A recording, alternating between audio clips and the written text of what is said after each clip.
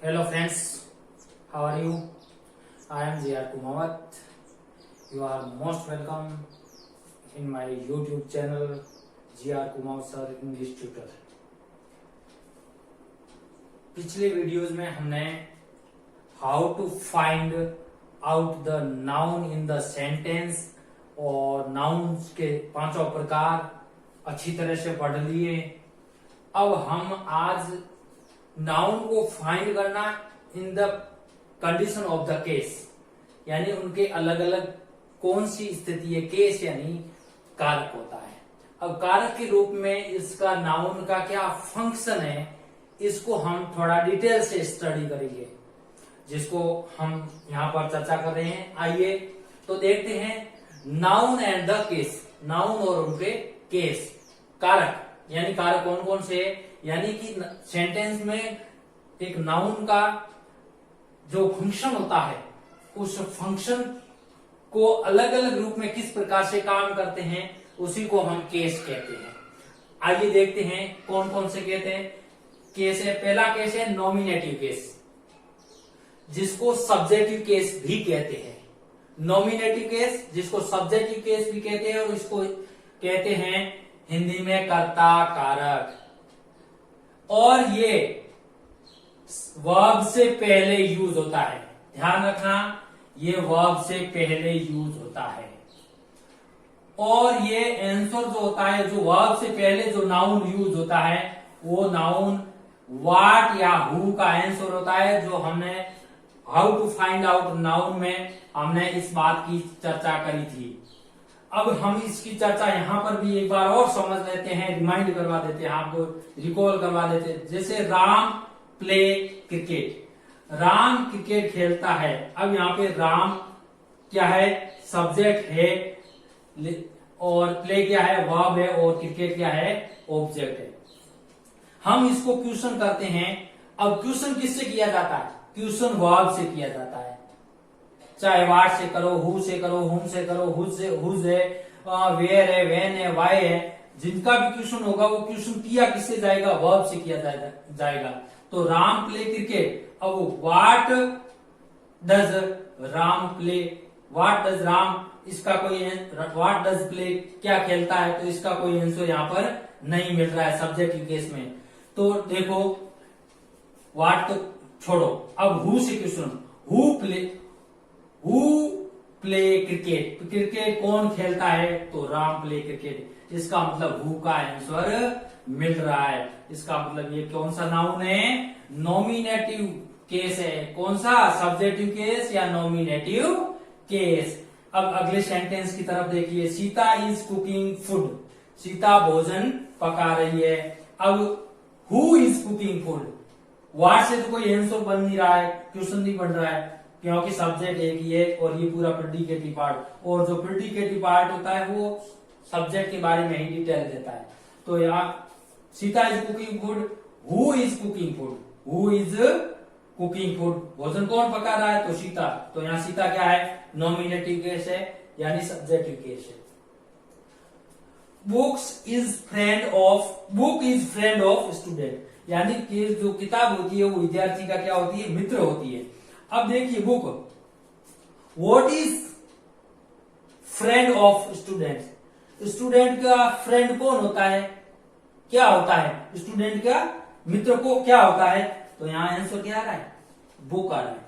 तो बुक किसका आंसर आ रहा है, व्हाट का। व्हाट से जब हमने सब्जेक्टिव केस में क्वेश्चन किया तो क्या मिला, मेन आंसर बुक मिला। इसका मतलब ये सब्जेक्टिव केस है, नॉमिनेटिव केस है। My car runs very fast, मेरी कार बहुत तेज दौड़ती है।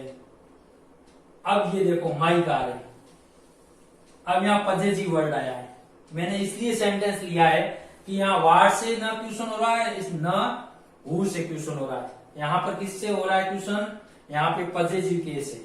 कौन सा केस है, पजेसिव केस है। अब इसका सेंटेंस कैसे बनेगा, whose car runs very fast, whose car. अब हुज का जब हमें आंसर, तो माई का जो आ रहा है, वर्ड आ रहा है, ये पजेसिव है, और ये पजेसिव एडजेक्टिव है, और ये नाउन है। और ये पॉजिटिव और ये हुज का आंसर होता है। और हुज का आंसर हम बात करेंगे पॉजिटिव केस में या जेनिटिव केस में बात करेंगे। ये था हमारा नॉमिनेटिव केस। अब उसके बाद में दूसरा है एक्यूजेटिव केस और ऑब्जेक्टिव केस, यानी कि एक्यूजेटिव केस, ऑब्जेक्टिव केस और एक्यूजेटिव केस को कहते हैं कर्म कारक। इसको एक्यूजेटिव केस भी कहते हैं और ऑब्जेक्टिव केस भी कहते हैं। एक और शब्द इसमें कहा जाता है, इसका एक और नाम है जिसको हम डेटिव केस कहते हैं। डेटिव केस भी यही है, एक्यूजेटिव केस भी यही है, लेकिन एक्यूजेटिव किस ऑब्जेक्ट को कहेंगे और डेटिव केस किस ऑब्जेक्ट को कहेंगे, आइए चर्चा करते हैं। कि ये हमेशा एक्यूजेटिव जो केस होता है वो वर्ब के बाद में प्रयोग होता है, यानी ऑब्जेक्टिव केस जो होता है वो वर्ब के बाद में यूज होता है। और ये जो आंसर होता है वो व्हाट और हुम का आंसर होता है। व्हाट और हुम का आंसर होता है। हुम का जो जवाब होता है, ध्यान रखना, जो लिविंग आंसर, जो हुम का जवाब होता है उसे हम इनडायरेक्ट ऑब्जेक्ट कहते हैं। और उस ऑब्जेक्ट और उसको क्या कहते हैं, जो इनडायरेक्ट ऑब्जेक्ट होता है उसको डेटिव केस कहते हैं, और जो डायरेक्ट ऑब्जेक्ट होता है उसको हम एक्यूजेटिव केस कहते हैं। इस बात का आपको ध्यान रखना है। आइए देखते हैं exam. She gave me the Gita, उसने मुझे गीता दी। यहां पर दो है, एक मी आया और एक गीता है, दो। ये द गीता एक धार्मिक हमारे हिंदुओं का जो पवित्र ग्रंथ है, उस बुक का जो होली बुक है, होली बुक। तो अब हम इस क्वेश्चन करते हैं गेव से कि किससे क्वेश्चन करना है। What did she give me, what did she give me, वह मुझे, उसने मुझे क्या दिया। तो she gave me the Gita, तो किसका आंसर है, व्हाट का आंसर है। और व्हाट का आंसर नॉन लिविंग होता है। और इसका आंसर कौन सा केस है, कौन सा केस है, डेटिव केस या एक्यूजेटिव केस। ये है एक्यूजेटिव केस जो कि नॉन लिविंग है। और दूसरा है, दूसरा होम से आंसर करते हैं। Whom did she give me, whom did she give the Gita. अब वो गीता किसे देते हैं, वह गीता किसे देती है, तो वह गीता मुझे देती है। यहां मुझे क्या है, इनडायरेक्ट ऑब्जेक्ट है। क्यों, क्योंकि होम का आंसर मिल रहा है। किसका आंसर मिल रहा है, whom did she give the book the Gita. तो वह गीता किसे देती है, तो वो मुझे देती है। तो यहां कौन सा केस हो गया, डेटिव केस हो गया। कौन सा केस हो गया, ये डेटिव केस है, या जिनको अपन एक्यूजेटिव कहते हैं, ये एक्यूजेटिव केस हो गया और ये डेटिव केस हो गया। कुल मिला के ये को दोनों क्या है, कर्म कारक है। और डेटिव केस और एक्यूजेटिव केस दोनों को ऑब्जेक्टिव केस कहते हैं। एक और एग्जांपल देखते हैं। अमित परचेस्ड अ कीट फॉर हिना, अ कीट और Hina. For home, for home did Amit purchase a kit. Amit ने किट किसके लिए खरीदा, तो हिना के लिए। किसके लिए, हिना के लिए। तो हिना जो लिविंग आ रहा है, इसका मतलब ये डेटिव केस हो गया। कौन सा केस हो गया, डेटिव केस हो गया। और what did Amit purchase for Hina, Amit Hina के लिए क्या खरीदता है, व्हाट का आंसर क्या मिल रहा है, अ किट। तो अ किट क्या हो गया, एक्यूजेटिव केस, एक्यूजेटिव केस। यानी कि दोनों क्या है, ऑब्जेक्टिव केस है, डेटिव केस और एक्यूजेटिव केस दोनों मिलकर क्या होते हैं, ऑब्जेक्टिव केस होता है। ध्यान रखना इस बात का। उसके बाद में तीसरा है पजेसिव केस, और पजेसिव केस को जेनिटिव केस भी कहते हैं और जेनेटिव केस मतलब अधिकार कारक होता है, यानी शो द पोजीशन, ओनरशिप यानी अधिकार बतलाता है, अपना हक जताता है। और इसके लिए जो हमारा पोजेशन साइन है वो है अपॉस्ट्रोफी एस, अपॉस्ट्रोफी एस। और ये जो आंसर होता है वो किसका आंसर होता है? हुज का होता है, हुज का आंसर होता है, जो हमने यहां पर चर्चा करी थी। अब ये आंसर हुज का होता है और ये use both before and after the verb, verb से पहले भी हो सकता है, बाद में भी हो सकता है। होता कौन सा है? पॉजिटिव केस होता है। और ये आंसर किसका देता है? हुज का देता है। इस बात का ध्यान रखना है। अब इसको एक और क्लियर कर लेते हैं कि it shows possession ownership of noun with the other noun, यानी अपना अधिकार किसी और नाउन के साथ अपना अधिकार जताने को हम इसी को पॉजिटिव केस कहते हैं। अब एग्जांपल देखिए यहां पे, जैसे Ram's wife has taught us English. Ram's wife, Ram की पत्नी ने हमें इंग्लिश सिखाई। अब यहां बहुत महत्वपूर्ण बात है, समझने की बात है और कंपटीशन के लिहाज से बहुत ही महत्वपूर्ण बात है। समझिए यहां पर सब्जेक्ट कौन है? सब्जेक्टिव केस कौन सा है? नॉमिनेटिव केस राम से है कि वाइफ है? देखिए मित्रों, Ram's wife, whose wife, whose का आंसर क्या आ रहा है? राम आ रहा है। तो ये तो हो गया पॉजिटिव जेनिटिव केस। क्या हो गया? जेनिटिव केस। और जो वाइफ है ये है नॉमिनेटिव केस।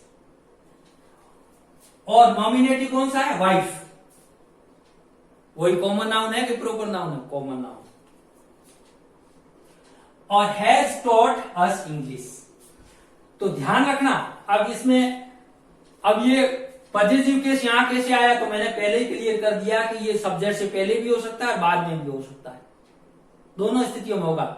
लेकिन उससे अलग है ये, एक नॉमिनेटिव केस और पॉजिटिव केस दोनों पास पास में हो सकते हैं। अब यहां पर आप ये नहीं कह सकते कि पूरा ये पॉजिटिव केस है, इसलिए समझने की बात है। राम से ये पॉजिटिव केस है और वाइफ है वो नॉमिनेटिव केस है।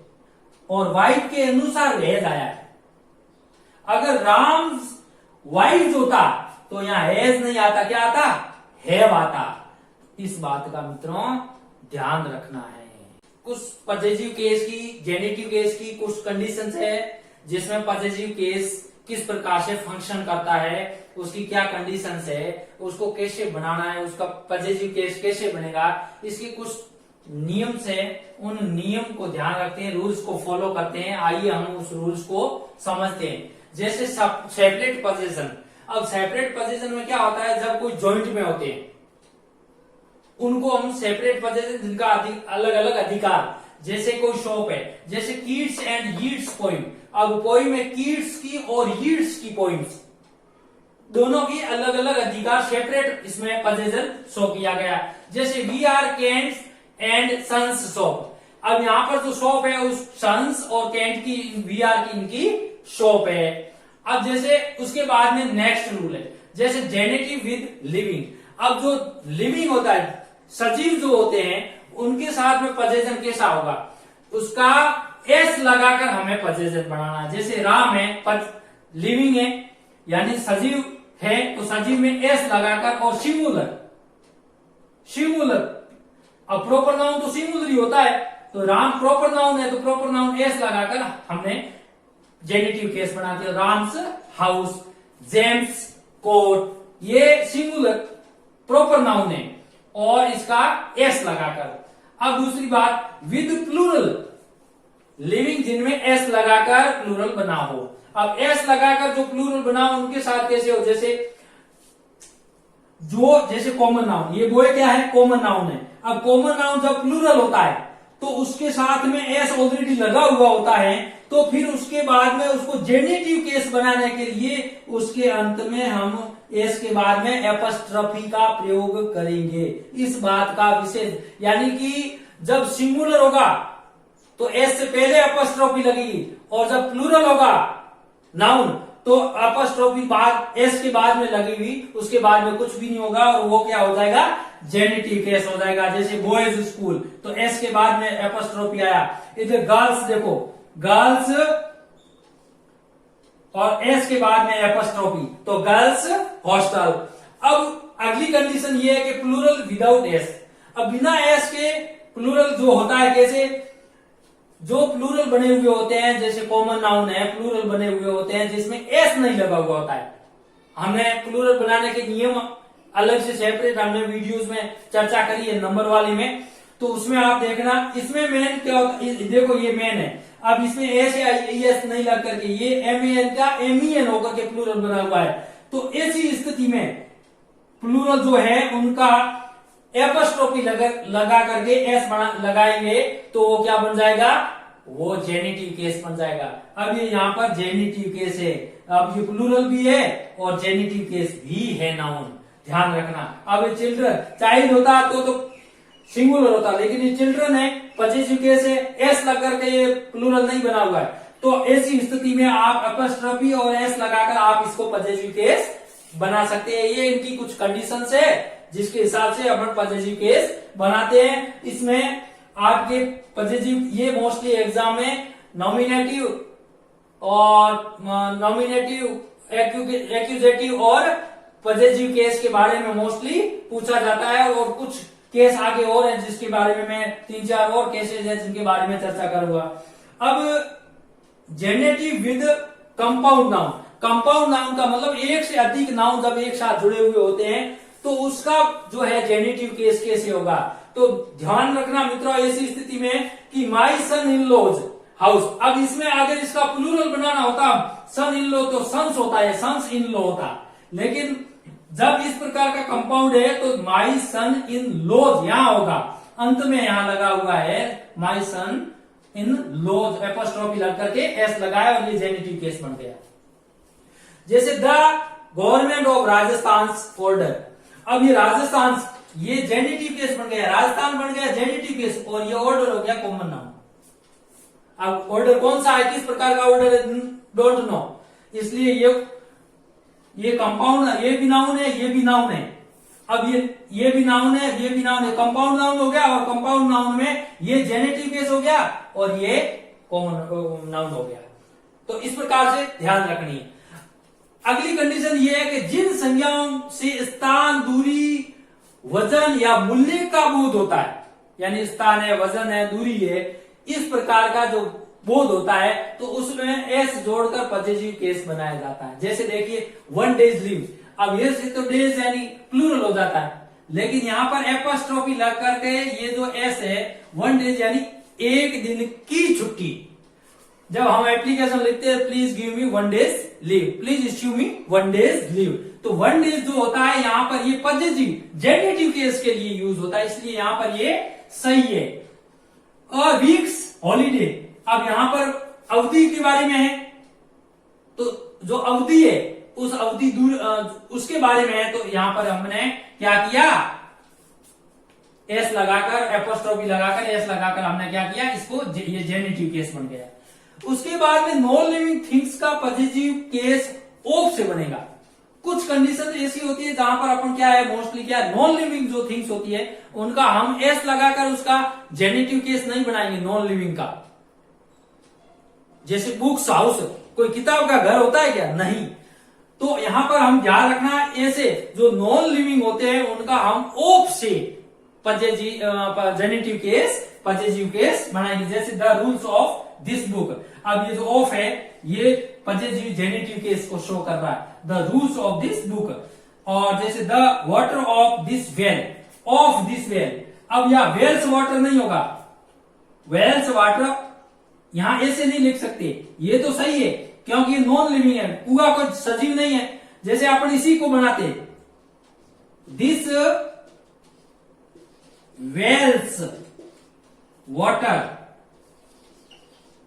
दिस वेल्स वाटर, बिल्कुल गलत है। इस प्रकार से नॉन लिविंग का हमें नहीं बनाना है, ये रॉन्ग है। वोकेटिव केस, और वोकेटिव केस में क्या होता है, सिर्फ एड्रेसिंग होती है, संबोधन होता है, उसको हम वोकेटिव केस कहते हैं। देखिए जैसे what are you doing Mohit, what are you doing, उसी प्रकार से जैसे हेलो वेयर आर यू, अरे आप कहाँ हो। तो ये जो एड्रेस करने का जो भाव होता है, ऐसी स्थिति में हम उसको क्या कहते हैं, उसको हम वोकेटिव केस कहेंगे, ध्यान रखना। अब जैसे उसके बाद में अगला है अपोजिटिव केस। अपोजिटिव केस ध्यान रखना, side by side appositive case. इस बात ये अक्सर थोड़ा सा इंपॉर्टेंट है, ध्यान रखना। अपोजिटिव केस का मतलब होता है कि द नाउन इन अपोजिशन, यानी कि नाउन उसके पास में, और दूसरी बात यह कि शेयरिंग द सेम पोजीशन, और उसी पोजीशन को शेयर करते हैं और स्पष्ट करते हैं। देखिए जैसे माय फ्रेंड, मेरा दोस्त सोहन। अब मेरा दोस्त और सोहन क्या अलग अलग है? नहीं, दोनों फ्रेंड, मेरा जो दोस्त है ना वही सोहन है। अब ये शेयरिंग द सेम पोजीशन, दोनों एक ही चीज है, एक ही नाउन है, दोनों एक के लिए ही यूज हुआ है। ये भी नाउन है, ये भी नाउन है। अब दोनों नाउन जब एक ही के लिए यूज, तो इसको एपोजिशन केस, एपोजिटिव केस कहते हैं, ध्यान रखना। तो my friend Sohan is talent, अब ये ऑपोजिटिव केस है। दूसरा एग्जांपल देख लीजिए, विराट कोहली आवर कैप्टन। ये कैप्टन और विराट कोहली क्या अलग अलग है? नहीं, कैप्टन भी तो नाउन है और ये भी नाउन है, प्रॉपर नाउन है। अब ये जब दोनों नाउन है, दोनों एक के लिए ही यूज होता है, दोनों एक ही है, तब इसको हम अपोजिटिव केस कहते हैं। और इसके बाद में ये मेड सेंचुरी, यानी ये सेंटेंस कंप्लीशन के लिए है। अब इसमें अगले, अब ये ध्यान रखना है, एक समझने की बात है, ये नॉमिनेटिव केस है, यानी कि ऑपोजिशन केस में ये अपने आप में ये अलग वर्ड है, ये अलग वर्ड है, ये अलग नाउन, ये नाउन, जब दोनों इनके लिए यूज होता है तो ये ऑपोजिटिव केस है।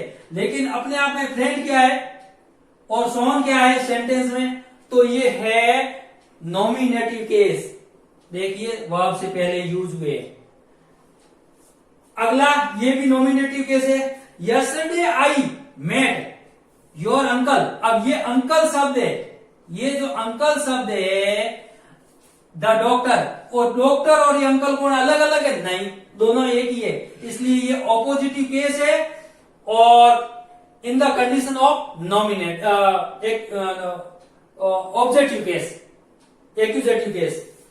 अब अगली कंडीशन देखते हैं, हैव यू सीन सचिन, क्या आपने सचिन को देखा है? द आर्टिस्ट ड्राइंग, आर्टिस्ट और सचिन क्या है? ये पजेसिव है, आर्टिस्ट पजेशन है, तो ये पजेसिव जेनेटिव केस हो गया। और ऑपोजिटिव केस के अंतर्गत ये अपने आप में जेनेटिव हो गया, और ये क्या हो गया? ये आर्टिस्ट, ये ड्राइंग और ये सचिन, तो ये कौन सा केस हो गया? सीन के बाद में, ये वर्ब के बाद में यूज हुआ है, और ये है क्या? जेनेटिव केस भी है और ऑपोजिटिव, यानी sharing the same position, share कर रहे हैं, इसलिए ये हो गया आपके ऑपोजिटिव केस। अपोजिटिव केस के बाद में आपके एब्लेटिव केस। एब्लेटिव केस का मतलब होता है मूवमेंट अवे फ्रॉम, यानी कि जिसमें गति होती है, जो सेपरेशन होता है, जहां जिस इसमें मुख्य रूप से ये जो मैं तीनों केस बताने जा रहा हूं, हालांकि इसका ज्यादा महत्व तो नहीं है, लेकिन फिर भी ये कभी कभार क्या पता पूछ लिया जाए। कंपटीशन का, आज का हार्ड कंपटीशन का जमाना है, बहुत कड़ा प्रतिस्पर्धा का जमाना है, तो उसमें पूछ भी सकते हैं। तो देखिए एब्लेटिव केस, एब्लेटिव केस में क्या होता है कि मूवमेंट अवे फ्रॉम, यानी गति होना, एक स्थान से गति होना, जैसे फ्रॉम है, आउट ऑफ है। अब इसमें क्या होता है कि प्रेपोजिशन का रोल होता है, और ये प्रेपोजिशन के बाद की बात होती है। जैसे the leaves separate from tree, अब पत्तियां है जो अलग होती है, कहां से? ट्री से। तो यहां पर जो सेपरेशन है from tree to another place, अब ट्री से अन्य स्थान के लिए जो पत्तियों का जो मूव होता है, मूवमेंट होता है, इसको हम एब्लेटिव, ये एब्लेटिव केस हो गया। इसको हम क्या कहेंगे? एब्लेटिव केस कहेंगे। उसके बाद में लोकेटिव केस। लोकेटिव केस का मतलब होता है ये स्थान को शो करते हैं, और इसके लिए जैसे ऑन है, एट है, इन है, विद इन है, बियॉन्ड है, इस प्रकार के प्रेपोजिशन का यूजेज जब होता है तो उसके बाद में जो आया हुआ नाउन होता है उसको हम एब्लेटिव लोकेटिव केस कहते हैं। जैसे the book is on the table, अब ये table on the table, book कहां पड़ी है? On the table. अब ये टेबल क्या है? ये लोकेटिव केस है। कौन सा है? लोकेटिव केस है। और कोई एग्जांपल दे दीजिए। The cat is under the table, अब cat is set under the table. अब अंडर द टेबल होता है तो फिर अंडर द टेबल वाला वो क्या हो जाएगा? लोकेटिव केस हो जाएगा। उसके बाद में इंस्ट्रूमेंटल केस। इंस्ट्रूमेंटल केस में क्या होता है? किसी इंस्ट्रूमेंट की जो सहायता से कोई काम होता है, फंक्शन होता है या वर्क होता है, तो उसमें हम उसको इंस्ट्रूमेंटल केस कहते हैं। इसमें हाउ और बाय यूजिंग व्हाट, यानी किस साधन से जिसका उपयोग हुआ है, किस तरह से हुआ है। जैसे एग्जांपल देख लेते हैं। She taught me social science with a good book. अब उन्होंने शी टोट मी, उन्होंने मुझे पढ़ाया, सोशल साइंस को पढ़ाया विद अ गुड बुक। अब विद अ गुड बुक, अब ये जो विद गुड बुक है ये अपने आप में क्या है? इंस्ट्रूमेंटल केस है। और एक एग्जांपल देख लीजिए। He cut potato with a knife. With a knife, ये क्या हो गया? With a knife. अब ये विद अ नाइफ ये क्या हो गया? इंस्ट्रूमेंटल केस हो गया।